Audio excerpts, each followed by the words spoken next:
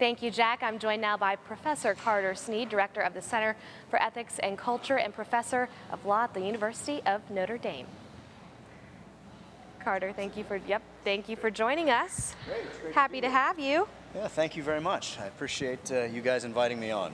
Yeah, we're excited to have you. I'm excited to be here, my first Notre Dame day. Yeah. First, can you tell us about the mission for the Center for Ethics and Culture? Sure. The Center for Ethics and Culture, should I talk to you or should I? Just talk to me. I'm happy to talk. It's even better. I was glad to talk to you. So, the Center for Ethics and Culture, its mission is to share the richness of the intellectual and moral tradition of the Catholic Church through cutting-edge programming, research, dialogue, debate, and discussion on campus, where we serve students and faculty and staff and the leadership of the university, but also off campus, where we seek to amplify Notre Dame's voice in the public square in those discussions and conversations where we have special expertise to bring Notre Dame's special moral capital and intellectual capital to in the service of the common good and authentic human dignity. And what does the center do for Notre Dame students? We create a wonderful space for Notre Dame students to become enriched and formed intellectually and culturally and spiritually. One of our most exciting programs just started this year is called the Soren Fellows Program. We have 30 students with us, and we give them special mentoring. We give them advice on courses, course selection. We give them advice about their careers, about their vocations. We provide them with special opportunities to interact with our faculty, with our special guests. Cardinal Mueller, the prefect for the Congregation for the Doctrine of the Faith, came this past year to speak at the center, and the students got a special afternoon with him, which was wonderful for both of them, for all of them, I think. And we also design summer internship programs for these students to work during the summertime to, again, become more well-rounded students and to have an opportunity to, as Father Soren said, harness the power of Notre Dame to be a force for good in the world. So we have students this summer who, for example, who will be working in an orphanage in China. We have a student who's going to be working for a newly elected senator on Capitol Hill.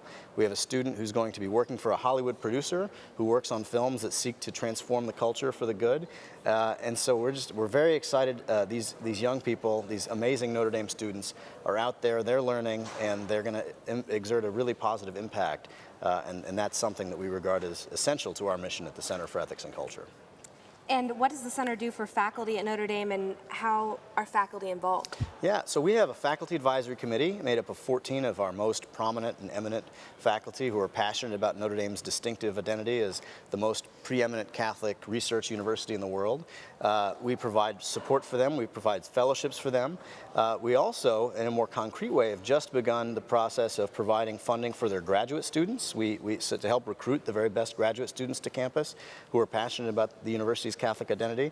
And also, longer term, we're going to work with the College of Arts and Letters and the Provost and others to actually pay for faculty themselves, to recruit and to retain faculty who are on the cutting edge of their fields, who bring Notre Dame's distinctive voice into elite academia. And how is the Center for Ethics and Culture a voice for Notre Dame in the public square? Well, we, again, seek to promote and project Notre Dame's voice into the most contentious conversations on bioethics, for example. I've spent time testifying in Congress and in different state legislatures in service of different pro-life bills.